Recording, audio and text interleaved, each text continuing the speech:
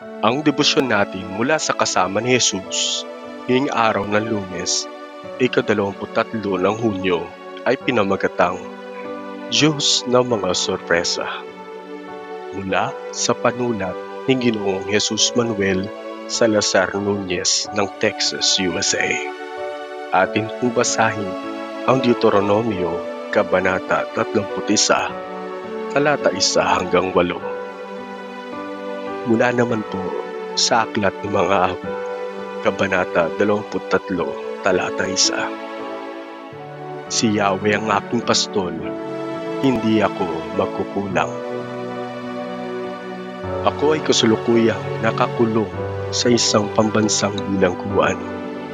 Nagsimula akong magsulat upang magpalipas ng oras at nagpasya akong magsulat ng ilang mga pagmumuni-muni. Naniniwala ako na palaging ibibigay ng Diyos ang kailangan ko, minsan sa mga hindi inaasahang paraan. Isang araw, habang sinusubukan kong magsulat, nagrereklamo ako tungkol sa lapis na aking ginagamit. Hindi maganda ang kalidad ng mga lapis na ibinibigay sa bilangguan. Sadyang marupok ang materyal na ginamit dito upang hindi magamit ng mga bilanggo para saktan ang kanilang sarili o kanilang mga kapwa bilanggo. Hindi rin magandang pansulat ang mababang uring graphite. Gayunpaman, ay pinagpatuloy ko ang pagsusulat kahit na mahirap gamitin ang lapis. Isang gwardya ang lumapit sa akin at kumatok. Hindi ko siya pinansin. Nagpatuloy ako sa pagsusulat. Pinuntahan ng kasama ko sa selda upang alamin kung ano ang gusto ng gwardya.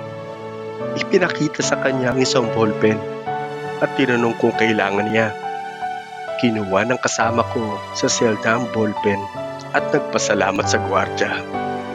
Tiningnan niya ako at sinabi, "Sa iyo na to. Meron na ako nito eh." Sa loob ng 40 araw, humihingi ako ng panulat sa iba't ibang gwardya. Nadama ko na ito ang paraan ng Diyos upang ipakita sa akin na kahit na sa pinakamaliit na detalye, alam ng Panginoon ang aking mga pangangailangan at siya'y laging nasa aking tabi. At kung nasa tabi ko ang Diyos, magiging maayos ang lahat at hindi ako magkukulang. Nakaramdam ako ng kapayapaan at ginhawa sa aking kalooban dahil alam kong nasa kamay ng Diyos ang aking buhay at kalagayan. Atin naman pong ipapanalangin sa araw na ito, mga gwardya sa bilangguan. Diyos ng mga sorpresa at kahanga-hangang gawa, salamat sa iyong pasensya at tiyaga habang tinuturuan mo kaming magtiwala sa iyo. Salamat sa kagalakan nang malaman na sa iyong pag-ibig kami ay hindi nagkukulang. Amen. Ang atin pong isipin ngayong araw, pagkakalooban ako ng Diyos, tunay at hindi inaasahang mga paraan. Muli, isang mapagpalang araw po sa ating lahat. Sa Diyos ang lahat ng papuri.